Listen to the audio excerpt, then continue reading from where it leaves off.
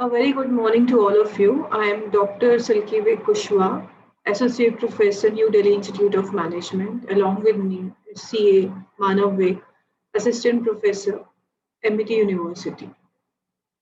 Today, we'll be presenting our research work on the role of entrepreneurship support in women empowerment and empirical analysis. Now, the purpose of the study. We have seen that in spite of high demands of equality in the society, women are still facing discrimination. The government schemes have been launched time and again to empower women, but still the road is far away. This paper studies the effectiveness of one of such schemes launched by the central government of our country, Stand Up India Loan Scheme, and its impact on empowerment of women entrepreneurs in the hilly state of India, that is Uttarakhand. The introduction of the topic. Empowerment. What is empowerment? Empowerment is the upgrade of resources and abilities of assorted people. Practically, all the nations, regardless of whether developed or developing, have a past filled with mistreating women. But in the current scenario, the developed nations are in an ideal situation, and the developing nations like India is still lagging in women empowerment.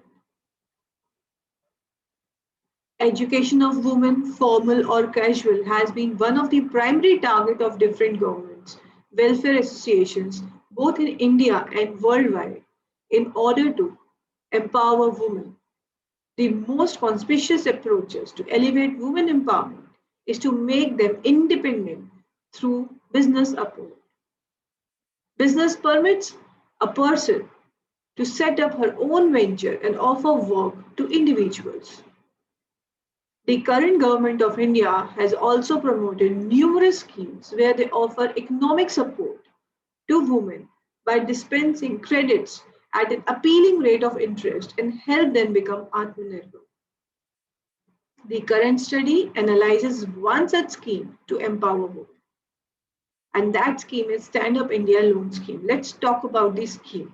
This scheme was launched in 2016 to leverage the institutional credit to the women and SC/ST category. A very successful scheme. This scheme aimed to provide funding to women entrepreneurs through loan amount in between 10 crores to 10 lakhs to 1 crore. The stipulation of the loan was to cover 75% of the project cost, and the main objective in mind of the government was to empower women by making them self-dependent. Let's go to the review of literature. Some of the important studies have been highlighted here. Like in 1999, Kabir defined women empowerment as a process by which those who have been denied the ability to make strategic life choices acquire such ability so that they can live a fulfilled life. 2013, Grishma said that empowerment of women involves many things such as economic opportunity, social equality, and personal rights. Therefore, he concluded that women empowerment through entrepreneurship is an important tool for social economic development. There are some other studies also, like in 2020, Kushwa concluded that women empowerment results in change in context of women's life, which enable her increase capabilities for leading a fulfilling life and make her decisions by her own. Research design and methods. Now, the study tries to analyze and investigate the impact of Stand Up India Loan Scheme in all spheres of empowerment, be it social, economical, and political. The study is conducted in Uttarakhand during the period 2019 to 2021. 150 questionnaires, so the study involves both secondary and primary data. As far as the primary data is concerned, 150 questionnaires were administered, out of which 110 were selected for the final analysis and rest 40 were rejected because of incomplete information. So as I told you, both secondary and primary data are used. A self-made questionnaire is designed keeping standardized questionnaire on women empowerment index by the Hunger Project organization as the base model. So we picked up the women empowerment scale, which was formed by Hunger Project organization, and we made our own questionnaire for keeping the Indian context in mind. The individual woman entrepreneur took an average of 25 minutes to fill the questionnaire.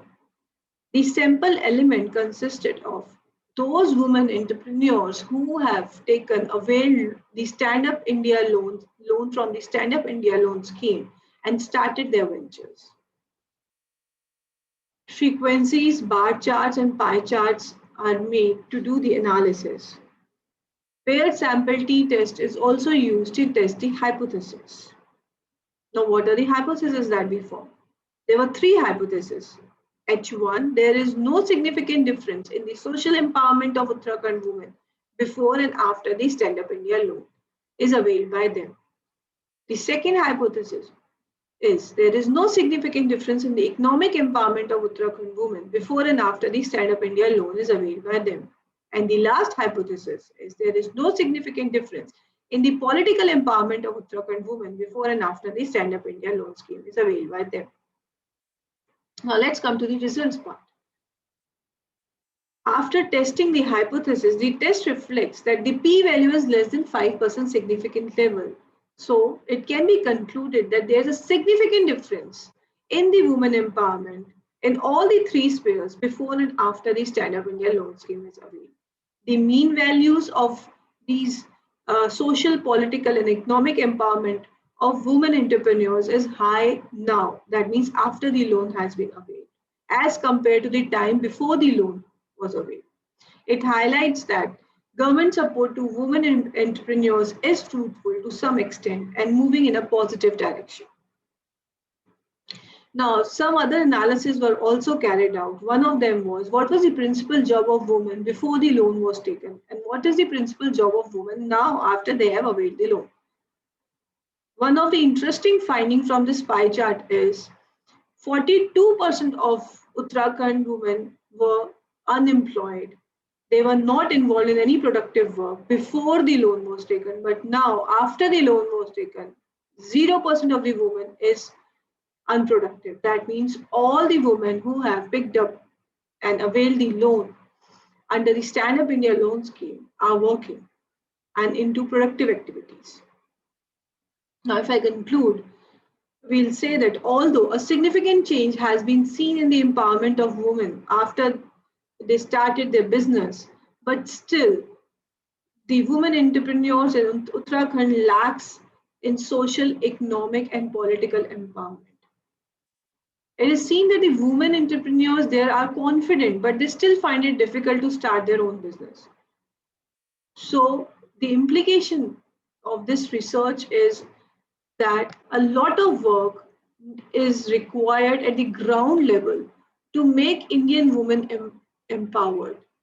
They themselves feel that they are dependent on their male counterparts. This has to be removed or eliminated at the ground, at the root level, by not only the government, but the schools, the panchayats, and the family members of the women who make them feel that they are less empowered than their male counterparts.